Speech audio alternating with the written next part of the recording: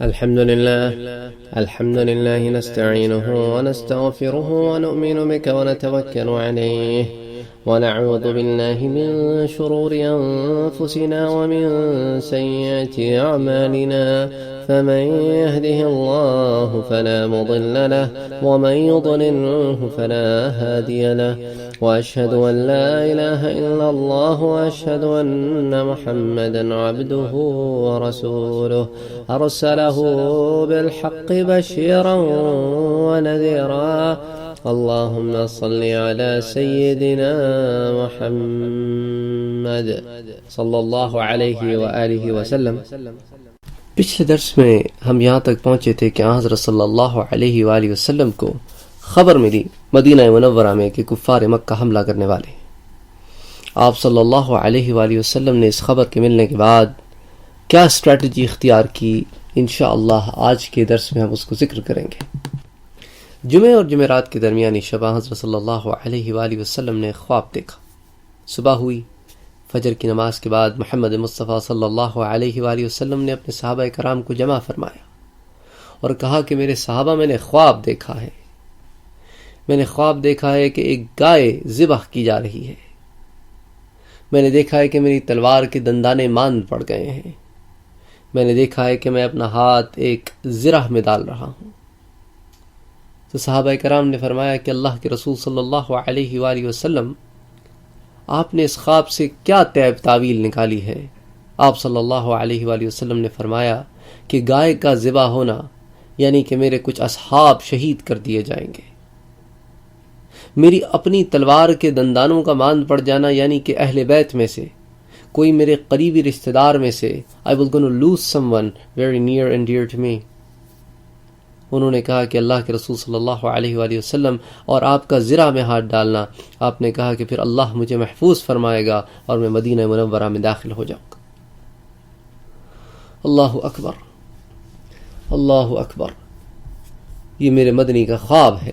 اور انبیاء کے خواب تو ہمیشہ سچ ہوتے ہیں۔ تو وہاں حضرت صلی اللہ علیہ وآلہ وسلم asked his companions, what do you think, what should we do? Should we stay in the city of Medina and fight these guys, or should we go out on plains and fight these guys? First of all, Prophet Muhammad sallallahu alaihi wasallam gave his own suggestion to his companions کہ میں کہتا ہوں کہ مناسب سمجھو تو شہر کے اندر رہو، کیونکہ ان کی تعداد کثیر ہے، ہماری تعداد اتنی زیادہ نہیں ہے، تو ہم شہر کے اندر رہتے ہیں، مورچے بناتے ہیں اور مورچوں میں رہ کے ان سے لڑتے ہیں۔ اور جہاں تک عورتوں، بچوں اور بوڑھوں کا تعلق ہے تو ان کو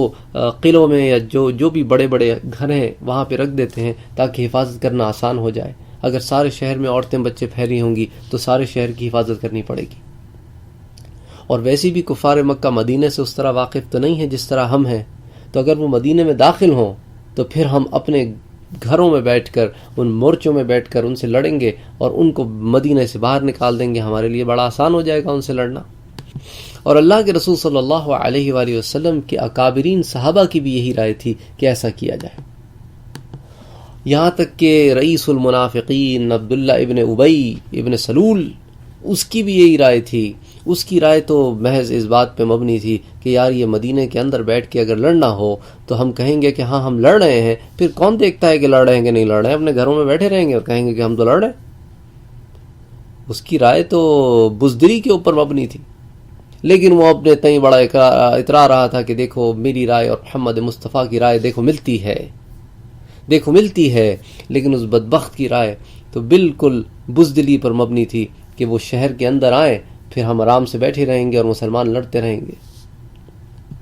اس لیے اس نے جھٹ کہا کہ اللہ کے رسول صلی اللہ علیہ وآلہ وسلم، آپ شہر ہی میں ٹھہرے رہیں، شہر سے باہر نکل کے دشمن کا مقابلہ نہ کریں، ہمیں بہت نقصان اٹھانا پڑے گا۔ لیکن بعض اصحاب رسول جو بدر میں گئے تھے یا بدر میں نہیں جا سکے تھے، انہیں مقام بدر کے بارے میں پتہ تھا، انہیں پتہ تھا کہ اللہ ان سے کتنا خوش ہوا ہے، تو انہوں نے کہا کہ اللہ کے رسول صلی اللہ علیہ وآلہ وسلم، ہم چاہتے ہیں کہ نکل کر ان سے لڑیں۔ حضرت حمزہ، حضرت سعد ابن عبادہ، حضرت نعمان ابن مالک اور انصار کے کئی نوجوان جو تھے، انہوں نے عرض کیا کہ یا رسول اللہ صلی اللہ علیہ وآلہ وسلم، اگر ہم نے ایسے کیا تو کفار یہ نہ سمجھیں کہ ہم ان سے ڈر گئے ہیں اور بزدلی کے باعث ہم میدان جنگ میں نہیں اتر رہے ہیں۔ ہم چاہتے ہیں کہ ہم نکلیں اور ان سے ایسے مقابلہ کریں جیسے بدر میں مقابلہ کیا تھا۔ بدر میں تو ہم صرف 300 تھے اور ہم نے ان کو مزہ چکھا دیا تھا، آج تو ہماری تعداد 1000 ہے۔ یہ اللہ کے رسول صلی اللہ علیہ وآلہ وسلم آپ دعا کیجئے ہم ان سے نکل کر مقابلہ کریں گے۔ مثال کے طور پر حضرت حمزہ جو اسد اللہ و اسد رسولی ہے، جو اللہ اور اس کے رسول کے شیر ہیں، انہوں نے عرض کی والذی انزل علیک الکتاب لا اطعم اليوم طعاما حتى اجالدهم بسیفی خارج المدینہ، اس ذات کی قسم جس نے آپ پر یہ کتاب نازل فرمائی ہے، والذی انزل علیک الکتاب لا اطعم اليوم، آج کھانا نہیں کھاؤں گا، ہائے ہائے ہائے، آج کھانا نہیں کھاؤں گا، لا اطعم اليوم طعاما حتى اجالدهم بسیفی، یہاں تک کہ مدینے سے باہر نکل کر ان سے میں نبرد آزما ہو جاؤں، حتى اجالدهم بسیفی خارج المدینہ، مدینے سے نکل کر جب تک ان سے دو ہاتھ نہ ہو جائیں تلوار سے کھانا نہیں کھاؤں گا۔ اس کی وجہ یہ تھی کہ حضرت حمزہ رضی اللہ تعالی عنہ اس دن روزے سے تھے، اور اگلے دن جب جنگ احد ہوئی ہفتے کے روز، اس دن بھی حضرت حمزہ روزے سے تھے، اور اسی حال میں آپ نے جام شہادت نوش فرمائی۔ تو چچا کا یہ جوش، یہ جذبہ ایمان دیکھ کر اللہ کے رسول صلی اللہ علیہ وآلہ وسلم کا جھکاؤ بھی اس طرف ہوا کہ آپ صلی اللہ علیہ وآلہ وسلم مدینے سے باہر نکل کر ان سے مقابلہ کرتے۔ اسی طرح حضرت نعمان ابن مالک کھڑے ہوئے اور کہنے لگے کہ اللہ کے رسول ہمیں جنت سے محروم نہ فرمائیے، ہمیں جنت سے محروم نہ فرمائیے، اس ذات کی قسم جس کے ہاتھوں میں میری جان ہے میں ضرور اس میں داخل ہوں گا۔ حضور نے پوچھا کیوں؟ ہائے ہائے کیوں؟ عرض کی کیونکہ میں اللہ اور اس کے محبوب سے محبت رکھتا ہوں اور میدان جنگ سے بھاگتا نہیں ہوں۔ آپ نے فرمایا تم نے سچ کہا ہے، اور حضرت نعمان ابن مالک بھی اس دن شہید ہوئے۔ بہرحال چونکہ جمعے کا روز تھا، حضرت صلی اللہ علیہ وآلہ وسلم نے نماز جمعہ ادا کی، حضور نے خطبہ ارشاد فرمایا، کیونکہ اس زمانے میں عید کی طرح جمعے کا خطبہ ہوا کرتا تھا کہ پہلے نماز پڑھائی جاتی تھی، پھر بعد میں خطبے ہوتے تھے، اور یہ پھر بعد میں حکم آیا کہ پہلے خطبہ ہوگا اور اس کے بعد جمعے کی نماز پڑھائی جائے گی۔ انشاءاللہ زندگی رہی تو پھر اس واقعے کو بھی ڈسکس کریں گے جب اس کا وقت آئے گا۔ تو بہرحال اللہ کے رسول نے خطبہ دیا، اس کے بعد مسلمانوں کو تلقین فرمائی کہ محنت کرو، جد و جہد کرو، اور انہوں نے بتایا کہ ہرگز کبھی صبر کا دامن ہاتھ سے نہ جانے دینا۔ پھر محمد مصطفیٰ صلی اللہ علیہ وآلہ وسلم نے نماز عصر ادا کی، مسجد النبوی میں ہی ادا کی۔ اس کے بعد حکم دیا کہ بھئی تمام مستورات کو، تمام عورتوں کو، تمام بچوں کو، ان کو آپ ایسے بڑے بڑے حویلیوں میں ٹھہرا دیں، اور مدینے کے بالائی محلوں کے سارے باشندے جمع کروائے، جن کو عوالی کہا جاتا تھا، سارے باشندے جمع ہو گئے، اور حضرت ابوبکر صدیق اور حضرت عمر کے ساتھ آپ اپنے کاشانہ اقدس میں، آپ اپنے گھر میں داخل ہوئے۔ اللہ اکبر! یہی تو دو لوگ ہیں جو آپ کے ساتھ آپ کے حجرے میں بھی داخل ہوئے۔ حضرت ابوبکر صدیق رضی اللہ تعالی عنہ آپ کے ساتھ آپ کے حجرے میں دفن ہے، ان کے ساتھ حضرت عمر دفن ہے۔ سبحان اللہ! زندگی میں بھی ساتھی، قبر میں بھی ساتھی، برزخ میں بھی ساتھی، ارے حشر میں بھی ساتھی، حوض کوثر پر بھی ساتھی، اور جنت میں بھی ساتھی۔ آئے ہائے کیا مقام ہے ان دونوں کا! اس لیے تو ان کو کہتے ہیں شیخین، حضرت ابوبکر اور حضرت عمر رضی اللہ تعالی عنہما۔ وہ بھی آپ کے ساتھ حجرے میں داخل ہوئے۔ آپ صلی اللہ علیہ وآلہ وسلم کو انہوں نے جنگی لباس پہنایا، پھر آپ نے عمامہ باندھا، باہر لوگ دو صفیں باندھے اللہ کے رسول صلی اللہ علیہ وآلہ وسلم کا انتظار کر رہے تھے، آپ باہر تشریف لائے۔ اتنے میں حضرت سعید بن معاذ اور اسید بن حدیر رضی اللہ تعالی عنہ وہاں آئے۔ انہوں نے دیکھا کہ لوگ انتظار کر رہے ہیں اور اللہ کے رسول صلی اللہ علیہ وآلہ وسلم باہر نکل رہے ہیں، تو انہوں نے انتظار کرنے والوں سے فرمایا کہ تم نے حضور کو باہر نکلنے پر مجبور کیا ہے اور اپنے اپنے مشورے دیے ہیں، حالانکہ حضور پر وحی نازل ہوتی ہے۔ تمہیں چاہیے کہ اس معاملے میں اللہ کے رسول صلی اللہ علیہ وآلہ وسلم کے حوالے کر دو کہ he has to make the final decision. تم نے کیوں حضور صلی اللہ علیہ وآلہ وسلم کو اتنا پریشرائز کیا ہے کہ اب آپ اس بات پر آمادہ ہو گئے ہیں اپنے خواب کے باوجود، خواب کے بعد، کہ اب مدینے سے باہر نکل کے لڑائی کریں۔ آپ صلی اللہ علیہ وآلہ وسلم نے اس دن دوہری زرہ پہنی تھی کہ ایک زرہ تھی اس کے اوپر ایک زرہ تھی، اور ایک زرہ کا نام تو ذات الفضول تھا اور دوسری زرہ کا نام فدہ تھا۔ تو یہ بنو قینقاع کے مال غنیمت میں سے جو ہم پہلے بیان کر چکے ہیں، تو ذات الفضول تو وہ زرہ تھی جو اس وقت آپ کو حضرت سعد بن عبادہ نے بھیجی تھی جب آپ غزوہ بدر کے لیے جا رہے تھے۔ تو ایک تو وہ تھی جو بنو قینقاع سے ملی تھی، ایک حضرت سعد بن عبادہ کا تحفہ تھا۔ حضرت سید ابن حدیر ابھی لوگوں کو سمجھا رہے تھے کہ یہ تم نے کیا کیا ہے، اللہ کے رسول صلی اللہ علیہ وآلہ وسلم کو تم نے مجبور کیا ہے کہ شہر سے باہر نکلیں، اور حضرت صلی اللہ علیہ وآلہ وسلم کے نکلنے سے پہلے اپنے حجرہ مبارک سے یہ ساری تیاری کر کے جنگ کی نکلنے سے قبل وہ لوگوں کو سمجھا رہے تھے، اور لوگ بے حد نادم ہوئے کہ انہوں نے جذبات میں آ کے اللہ کے رسول صلی اللہ علیہ وآلہ وسلم کے خواب سنانے کے باوجود آپ کو باہر نکلنے پر مجبور کیا ہے۔ اور حضرت صلی اللہ علیہ وآلہ وسلم زرہ پہنے ہتھیار لگائے باہر آئے۔ صحابہ کرام نے کہا کہ اللہ کے رسول صلی اللہ علیہ وآلہ وسلم ہم نادم ہیں کہ ہم نے آپ کو مجبور کیا کہ آپ باہر نکلیں اور باہر نکل کے مقابلہ کریں۔ اللہ کے رسول ہم ابھی بھی نہیں نکلے ہیں، آپ چاہیں تو زرہ اتار سکتے ہیں، لوگوں کو حکم دے سکتے ہیں کہ اب ہم شہر کے اندر لڑیں گے۔ آپ نے کہا ما ينبغي لنبی، اللہ کے نبیوں کو یہ مناسب نہیں ہے کہ ہتھیار پہننے کے بعد اتار دیں جب تک اللہ اور ان کے دشمن کے درمیان فیصلہ نہ فرما دے۔ آخر میں ارشاد فرمایا امضوا علی اسم اللہ تعالی ولکم النصر ما صبرتم، اللہ کا نام لے کر آگے بڑھو اور نصرت الہی تمہارے ساتھ ہوگی جب تک تم صبر کا دامن پکڑے رہو گے۔ There are two lessons, very important lessons to be learned from this incident. Number one, کہ آپ کی جو رائے ہے آپ اس پر ضد نہ کریں۔ اللہ کے رسول صلی اللہ علیہ وآلہ وسلم کو تو وحی کے ذریعے ایک بات بتائی جا چکی تھی، لیکن اہل اسلام کی اکثریت ان کا فیصلہ کچھ اور تھا، ان کی جذبات جاں فروشی کچھ اور تھیں، تو حضرت صلی اللہ علیہ وآلہ وسلم نے ان کی رائے کو پریفرنس دی اپنی رائے پر۔ کہنے کا مقصد ہے کہ اپنی رائے دوسروں پر تھوپنا نہیں چاہیے، سننی چاہیے بات اور دیکھنا چاہیے یہاں تک کہ بات ایسی نہ ہو کہ جو اللہ اور اس کے رسول کے خلاف ہو۔ دوسری بات یہ کہ جب ایک بار کوئی فیصلہ کر لو تو پھر ڈٹ جاؤ، پھر ڈھل مل نہ ہو۔ بار بار فیصلہ کو بدلنا فیصلہ کرنے والے کی قوت فیصلے کو مجروح کر دیتا ہے، اور اس کے جو احباب اس کے ساتھ ہوتے ہیں وہ اس پر اعتماد، ان کا جو اعتماد ہوتا ہے اٹ گوز ڈاؤن، کہ یار یہ آدمی فیصلہ کرتا ہے پھر فیصلہ چینج کر لیتا ہے، پھر کرتا ہے پھر فیصلہ چینج کر لیتا ہے۔ تو اسی لیے بہتر ہے کہ انسان سوچ بچار کر کے مشاورت کے ساتھ فیصلہ کرے، جب فیصلہ کرے تو پھر اس پہ ڈٹ جائے۔ پھر ان سارے معاملات سے فارغ ہونے کے بعد اللہ کے رسول صلی اللہ علیہ وآلہ وسلم نے 3 نیزے منگوائے، ہر نیزے کے ساتھ ایک جھنڈا باندھا، یعنی کہ ایک جھنڈا تو آپ نے بنایا اوس کے لیے، ایک جھنڈا بنایا خزرج کے لیے، اور ایک جھنڈا بنایا مہاجرین مکہ کے لیے۔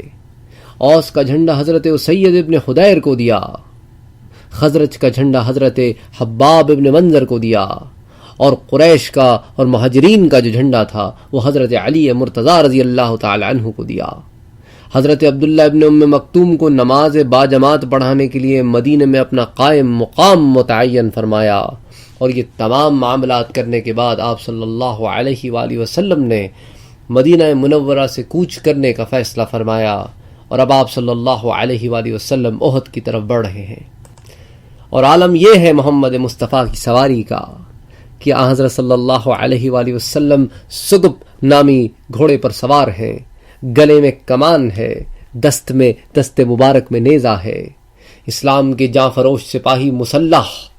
ان میں 100 لوگ ایسے ہیں جو زرہ پوش ہیں، who are armored۔ حضرت سعد بن معاذ، حضرت سعد بن عبادہ آگے دوڑتے چلے جا رہے ہیں، آئے ہائے ہائے،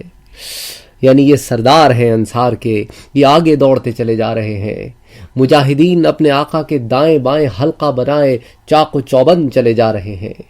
اور حضرت صلی اللہ علیہ وآلہ وسلم جب ثنیہ کے مقام پر پہنچتے ہیں تو دیکھا کہ کچھ عجیب و غریب قسم کے لوگ گیت الاپتے ہوئے آ رہے ہیں۔ فرمایا کہ من ہاؤلا، یہ کون لوگ ہیں؟ صحابہ کرام نے عرض کی کہ ہاؤلائی حلفاء عبداللہ ابن ابی ابن سلول، یہ عبداللہ ابن ابی ابن سلول یہ حلیف ہیں، یہ یہود ہیں۔ آپ صلی اللہ علیہ وآلہ وسلم نے کہا کیا یہ اسلام لے آئے ہیں؟ عرض کیا گیا نہیں، اللہ کے رسول صلی اللہ علیہ وآلہ وسلم یہ اسلام نہیں لائے ہیں۔ انا لا نستنصر باہل الشرک علی اہل الشرک، ہمیں مشرکوں سے لڑنے کے لیے کافروں کی مدد کی ضرورت نہیں ہے، ہمیں مشرکوں سے لڑنے کے لیے کافروں کی منکروں کی مدد کی ضرورت نہیں ہے، ہم مسلمان ہی کافی ہیں۔ یہاں پر ایک شبہ تو یہ ہو سکتا ہے کہ بھئی بنو قینقاع جو حلیف تھے عبداللہ ابن ابی ابن سلول کے، ان کا تو انخلا ہو چکا تھا مدینے سے، انہیں تو مدینے سے نکالا جا چکا تھا، تو کیا غزوہ احد کے بعد انہیں نکالا گیا؟ اب اس کا جواب علماء نے یہ دیا ہے کہ بنو قینقاع کے یہودیوں کے علاوہ بھی عبداللہ ابن ابی ابن سلول کے کچھ اور یہودی جو قبائل تھے مدینے میں آباد تھے، وہ بھی اس کے خلفاء میں سے تھے، تو ان حلیفوں میں سے ایک قبیلہ جو ہے وہ آیا کہ ہاں ہم بھی مدد کریں گے۔ تو Banu Qaynuqa was not the only tribe, Jewish tribe جس کے ساتھ اس کا پیکٹ تھا، اور بھی کئی قبائل کے ساتھ تھا جو مدینے میں آباد تھے، اور بنو قینقاع اور بنو نذیر اور بنو قریظہ یہ 3 بڑے قبائل تھے۔ اس کے علاوہ اور کئی قبائل تھے جو ان کے وہاں آباد تھے، مثال کے طور پہ بنو ثعلبہ، لیکن وہ اتنے بڑے قبائل نہیں تھے، اس لیے عام طور پر ان کا ذکر آپ کو کتابوں میں کہ عام طور پر نہیں ملتا، لیکن they continue to live in the city of Medina for a very very long time۔ تو خیر بہرحال تو اس طرح جو ہے اللہ کے رسول صلی اللہ علیہ وآلہ وسلم نے ان کی مدد لینے سے انکار کیا۔ اچھا، مدینے سے باہر نکل کر جب مقام شیخین پر محمد مصطفیٰ صلی اللہ علیہ وآلہ وسلم پہنچے تو وہاں پر آپ نے اپنی فوج کا جائزہ لیا، اس میں جو کم عمر بچے تھے ان کو واپس فرما دیا۔ تو وہ جو کم عمر بچے تھے ان میں سے چند ایک کے نام تو یہ ہیں کہ ایک تو حضرت اسامہ بن زید ہیں جو حضرت زید بن حارثہ کے لڑکے ہیں، پھر زید بن ثابت ہیں، ابو سعید خدری ہیں، اور یہ ابو سعید خدری کا جو نام ہے عموماً لوگ ابو سعید خدری رضی اللہ تعالی عنہ کے بارے میں سنتے ہیں، یہ خزرجی ہیں، قبیلہ خزرج سے تعلق ہے، مدینے کے رہنے والے ہیں۔ تو یہ قبیلہ قدر ایک شاخ ہے خزرج کی، اس سے ان کا تعلق تھا۔ ان کے بیٹے کا نام سعید تھا، اس لیے ان کو ابو سعید کہتے ہیں، اصل میں ان کا اپنا نام سعد تھا۔ یہ ہے سعد بن مالک، اور ان کے والد مالک بن سنان، یہ ایک بہت بڑے اللہ کے رسول صلی اللہ علیہ وسلم کے صحابی گزرے ہیں، اور یہ اس احد میں شریک ہو گئے اور شہید بھی ہوئے۔ اور حضرت ابو سعید خدری جن کا نام سعد بن مالک ہے یہ شریک نہیں ہوئے کم سنی کی وجہ سے، اور ان سے کئی احادیث مروی ہیں۔ پھر حضرت عبداللہ ابن عمر، یہ حضرت عمر رضی اللہ تعالی عنہ کے بیٹے ہیں۔ پھر اسید ابن ظہیر، پھر عرابہ بن اوس، براء بن عازب اور زید بن ارقم۔ یہ چند نام ہیں ان بچوں کے جو نابالغ تھے، کیونکہ حضرت صلی اللہ علیہ وآلہ وسلم جن کی عمر 14 سال یا اس سے کم ہوتی ان کو واپس کر دیتے، ان کو نابالغ قرار دے دیتے، جو 15 یا اس کی بعد کی عمر کے ہوتے ان کو شامل کر لیتے۔ تو چونکہ یہ 14 سال 13 سال ایسی عمر کے بچے تھے، نابالغ تھے، اس لیے ان کو واپس کر دیا۔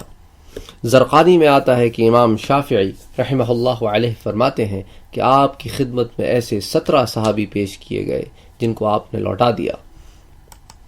ان میں بعض اصحاب ایسے بھی تھے جو احد میں تو لوٹا دیے گئے لیکن خندق میں شامل کر لیے گئے، کیونکہ خندق میں ان کی عمر جو ہے وہ 15 برس کی ہو گئی تھی۔ اور اسی طرح حضرت سعید بن حبتہ رضی اللہ تعالی عنہ، انہیں بھی حضرت صلی اللہ علیہ وآلہ وسلم نے کم سنی کی وجہ سے واپس لوٹا دیا تھا، اور خندق میں ان کی عمر پوری ہو گئی تھی، اور یہ خندق میں شامل ہوئے اور بڑے شجاعت کے ساتھ لڑے۔ حضرت صلی اللہ علیہ وآلہ وسلم نے اس چھوٹے سے 15 سال کے بچے کو اس شجاعت سے لڑتے ہوئے دیکھا تو ان کو اپنے پاس بلایا، ان کے سر پہ دست شفقت سے ہاتھ پھیرا، ان کے لیے دعا فرمائی، ان کی نسل اور اولاد کے لیے دعا فرمائی۔ تو مورخین لکھتے ہیں کہ اس کا نتیجہ یہ ہوا کہ کانا عمن ل40، کہ 40 بھتیجوں کے چچا تھے، وہ اخا ل40، اور 40 بھائیوں کے بھائی تھے، وہ ابل ل20، اور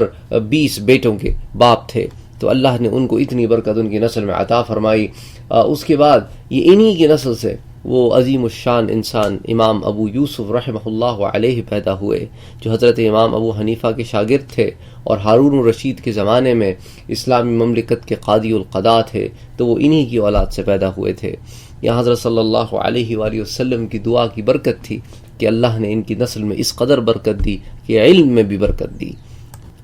اسی طرح ان کم سن بچوں میں حضرت رافع بن خدیج رضی اللہ تعالی عنہ بھی تھے۔ انہوں نے یہ ہوشیاری کی کہ جب حضرت صلی اللہ علیہ وآلہ وسلم سارے بچوں کو دیکھ رہے تھے نا، تو وہ انگوٹھوں کے بل ایسے تن کے کھڑے ہو گئے، تھوڑا اونچا ہو گیا قد 3-4 انچ، تو حضرت صلی اللہ علیہ وآلہ وسلم نے ان کو اجازت دے دی۔ ان کے بارے میں صحابہ کرام کہتے تھے، اور کتابوں میں بھی آیا ہے، مثال کے طور پہ سورۃ سیرت مصطفیٰ حضرت کاندھولوی رحمہ اللہ علیہ نے جو لکھی ہے، اس میں بھی آتا ہے کہ یہ بہت اچھے تیر انداز تھے۔ لیکن حضرت صلی اللہ علیہ وآلہ وسلم نے جب دیکھا کہ یہ اس طرح کر رہے ہیں تو آپ نے ان کو بھی واپس جانے کا حکم دیا، لیکن پھر صحابہ حاضر ہوئے اور کہا کہ حضرت صلی اللہ علیہ وآلہ وسلم اس نوجوان کو روک لیجئے، یہ ہے تو بچہ لیکن بہترین تیر انداز ہے۔ تو حضرت صلی اللہ علیہ وآلہ وسلم کے پاس جب یہ عرض پیش کی گئی تو آپ نے اس کو قبول فرما لیا اور انہیں کہا کہ اچھا تم نہیں جاؤ، تم رہ جاؤ۔ اسی طرح ایک اور میرے مدنی کے صحابی ہیں سمرہ بن جندب، وہ بھی کم عمر تھے، تو حضرت صلی اللہ علیہ وسلم نے کہا کہ آپ واپس جائیے، تو وہ واپس جانے لگے، لیکن ان کو پتہ چلا کہ بھئی رافع کو تو اجازت مل گئی ہے، تو وہ اپنے سوتیلے باپ مرئی ابن سنان کے پاس گئے اور کہا کہ بھئی دیکھیں رافع کو تو اجازت مل گئی ہے ابا، میں نے بھی لڑنا ہے وار، اور میں تو اس سے زیادہ طاقتور ہوں، تو مجھے بھی اجازت ملنی چاہیے۔ تو حضرت صلی اللہ علیہ وآلہ وسلم کے پاس تشریف لائے اور کہا کہ حضرت صلی اللہ علیہ وآلہ وسلم آپ نے رافع کو اجازت دے دی ہے، میں تو اس سے زیادہ طاقتور ہوں، آپ چاہیں تو ہمارے کشتی کا مقابلہ کرا لیں۔ حضرت صلی اللہ علیہ وآلہ وسلم نے کہا اچھا ٹھیک ہے، آؤ تم دونوں کشتی کا مقابلہ کر کے بتاؤ۔ تو سمرہ نے جو ہے وہ رافع کو پچھاڑ دیا آرام سے، تو سمرہ کیونکہ طاقتور تھے اس لیے انہوں نے آرام سے اس کو پچھاڑ دیا۔ تو حضرت صلی اللہ علیہ وآلہ وسلم نے سمرہ کو، حالانکہ یہ صغیر السن تھے، کم عمر تھے، ان کو بھی اجازت دے دی کہ بھئی ایسا نہ ہو کہ یہ دل میں ایک غم لے کے واپس جائے کہ میں احد میں شریک نہ ہو سکا، حالانکہ مجھ سے کمزور آدمی کو شرکت مل گئی۔ لشکر کا جائزہ لینے کے بعد حضرت صلی اللہ علیہ وآلہ وسلم نے جب فراغت پائی تو اس وقت سورج غروب ہو گیا تھا۔ حضرت بلال نے مغرب کی اذان دی، سرکار دو عالم صلی اللہ علیہ وآلہ وسلم نے اپنے صحابہ کی معیت میں نماز مغرب با جماعت ادا فرمائی، پھر کچھ دیر کے بعد عشاء کی اذان ہوئی اور حضور نے حضرت صلی اللہ علیہ وآلہ وسلم نے عشاء کی نماز پڑھائی۔ پھر حضرت صلی اللہ علیہ وآلہ وسلم نے محمد بن مسلمہ کو 50 نوجوانوں کا قائد بنا کر لشکر گاہ پر پہرا دینے کے لیے مقرر فرمایا، اور اپنی حفاظت کے لیے ذکوان بن عبد قیس کو یہ شرف بخشا۔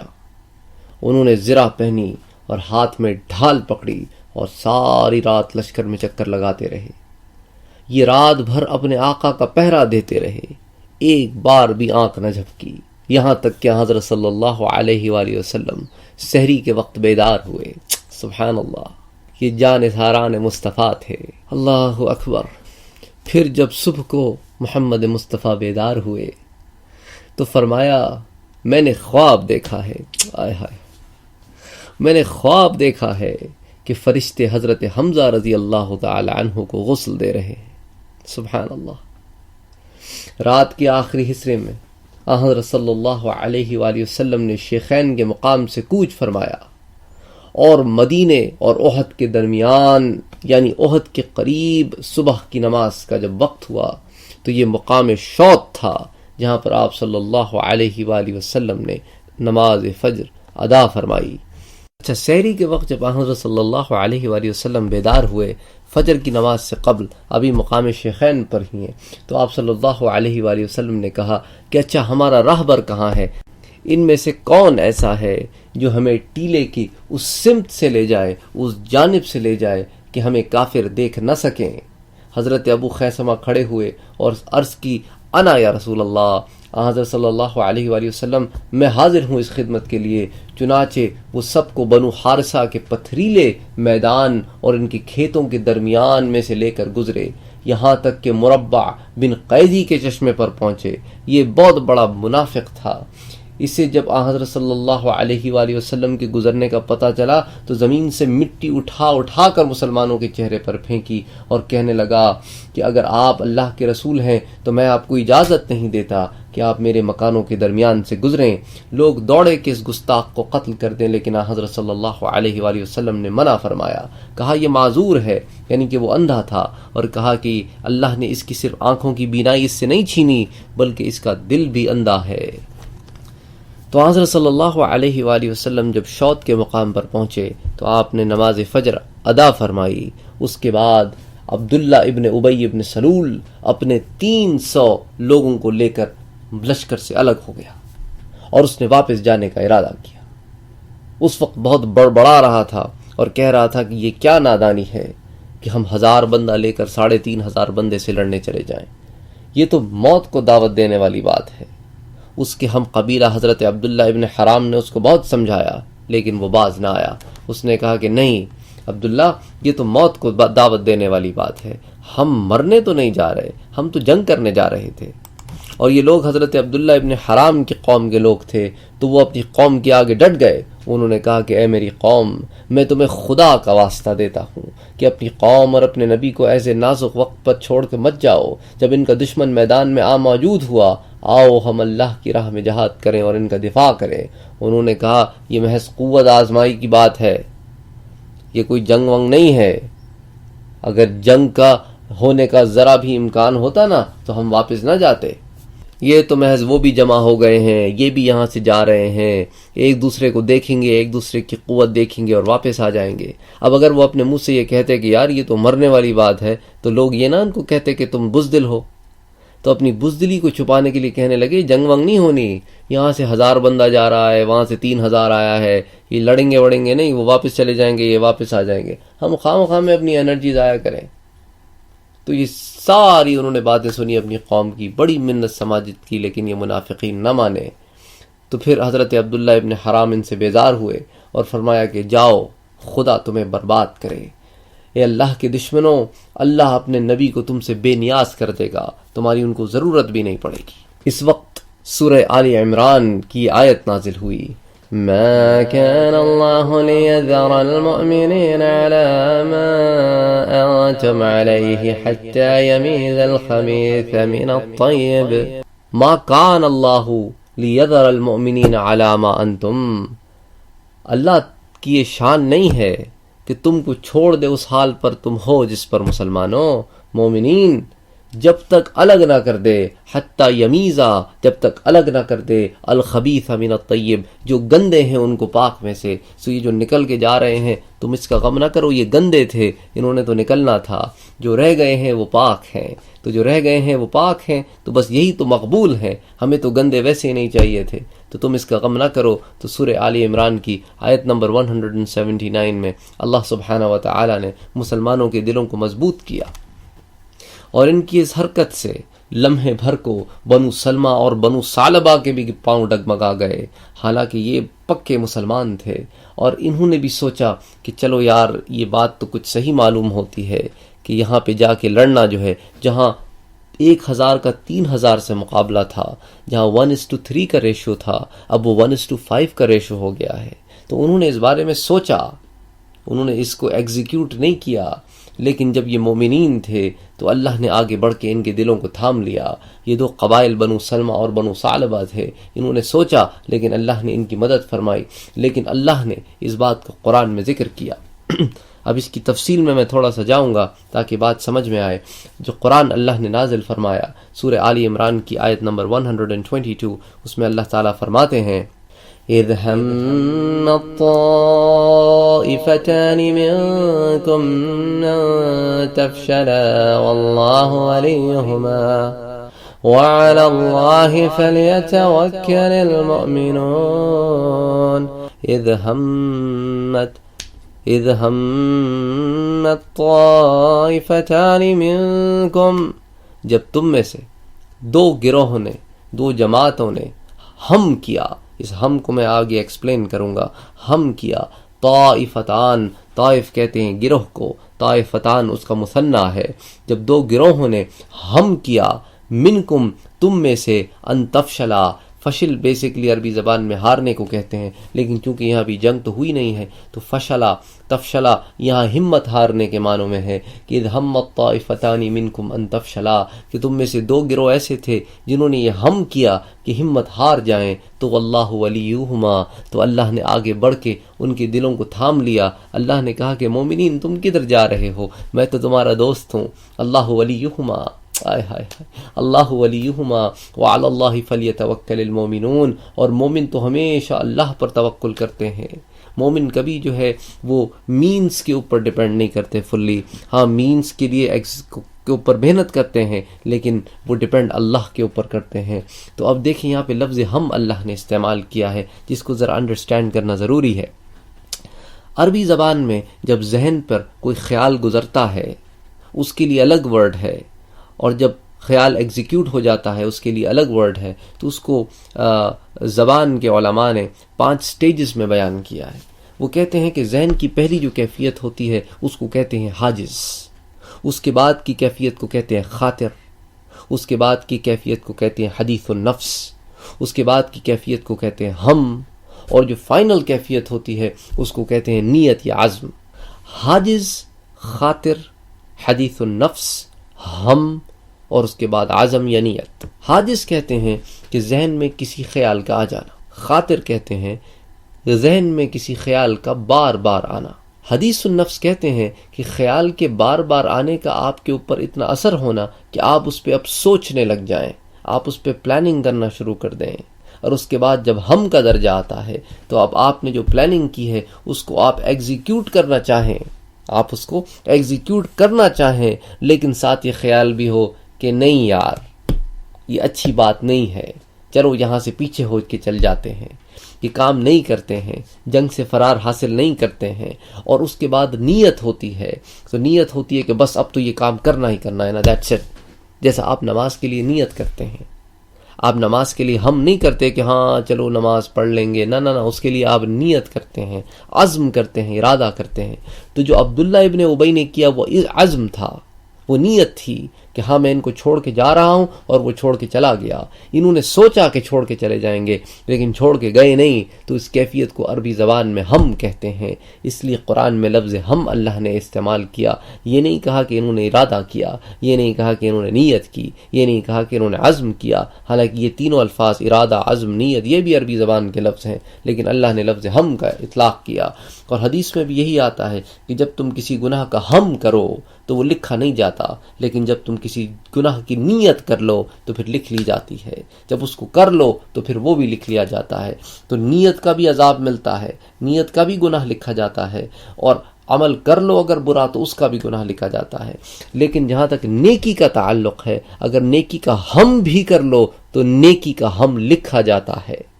کہ ہاں اس نے نیکی کا ہم کیا۔ تو یہ اللہ کی ہم پہ نوازش ہے کہ گناہ ہم تک کے درجے تک تو نہیں لکھا جاتا، جب گناہ کی نیت کر لی جائے تو پھر گناہ کی نیت لکھی جاتی ہے کہ ہاں اس نے گناہ کی نیت کی تھی، لیکن گناہ نہیں کیا تھا ابھی، اور جب گناہ کر لے تو پھر گناہ بھی لکھا گیا اور نیت بھی لکھی گئی۔ لیکن نیکی پہ اللہ کا یہ کرم ہے کہ اگر ہم کے درجے پر بھی آپ پہنچ جائیں اچھے خیال میں، نیکی کے خیال میں، تو اللہ اس کو بھی لکھ لیتا ہے۔ تو اذ ہمت طائفتان منکم، جب ان دو گروہوں نے ہم کیا تو اللہ نے ان کو آگے بڑھ کے سنبھال لیا۔ اور یہی وجہ تھی کہ حضرت عبداللہ ابن حرام رضی اللہ تعالی عنہ کہتے ہیں کہ خدا کی قسم مجھے یہ بات زیادہ قبول ہے کہ ہم نے ہم کیا بجز اس کے کہ ہم نہ کرتے۔ تو بڑی عجیب سی بات لگتی ہے کہ یہ کیسے ہو سکتا ہے کہ ایک آدمی اس بات پہ خوش ہو کہ اس نے ہم کیا، اور وہ بھی میدان جنگ سے فرار کے لیے۔ اب اس بات کو سمجھیں، اس کی وجہ یہ ہے، تو انہوں نے کہا کہ اس کی وجہ یہ ہے کہ اگر ہم ایسا نہ کرتے تو خدا کی قسم کیا قرآن اترتا اور ہمیں اللہ اپنا دوست کہتا۔ اللہ اکبر، یہ تو سوچ کی بات ہے۔ کتنے لوگ ہیں جن پہ اللہ نے قرآن اتارا ہو اور کہا ہو کہ میں ان کا دوست ہوں، اللہ ولیہما، میں ان کا دوست ہوں۔ تو یہ تو بڑے اعزاز کی بات ہے۔ تو انہوں نے کہا یہ اعزاز ہمیں نہیں ملتا اگر ہم نہ کرتے۔ تو بہرحال تو جہاں 1000 کا لشکر تھا اب وہ 700 کا رہ گیا، 300 بندہ وہ لے کے نکل گیا تو 700 بندہ پیچھے رہ گیا۔ تو اس وقت بعد انصار نے عرض کی کہ حضرت صلی اللہ علیہ وآلہ وسلم ہمارے کچھ یہودی قبائل حلیف ہیں، اگر آپ چاہیں تو ہم ان کو اپنی مدد کے لیے بلا لیتے ہیں. حضرت صلی اللہ علیہ وآلہ وسلم نے فرمایا لا حاجۃ لنا بہم، ہمیں ان کی ضرورت نہیں ہے. حضور جانتے تھے کہ اسلام کے خلاف ان کے دلوں میں وہ حسد ہے، وہ آئیں گے نہیں، پھر خواہ مخواہ میں میرے صحابہ کا دل اور زیادہ الجھے گا. تو آپ صلی اللہ علیہ وآلہ وسلم نے کہا کہ نہیں ہمیں اس کی حاجت نہیں ہے، تم فکر نہ کرو. تو یہ بیک کراؤڈ لے کے حضرت صلی اللہ علیہ وآلہ وسلم جو ہے وہ احد کی گھاٹی میں پہنچے. انشاءاللہ پھر اگلے درس میں ہم یہاں پہ آپ صلی اللہ علیہ وآلہ وسلم کی اسٹریٹجیز کو اسٹڈی کریں گے، مقام احد کو اسٹڈی کریں گے. مقام احد جو ہے وہ مدینے سے شمال کی طرف کوئی اپراکسیمیٹلی 3 مائلز کے ڈسٹنس پر واقع ہے. وما علینا الا البلاغ. اللہم صل علی سیدنا محمد وعلی آلہ وصحبہ وبارک وسلم وصلوا علیہ وسلم تسلیما.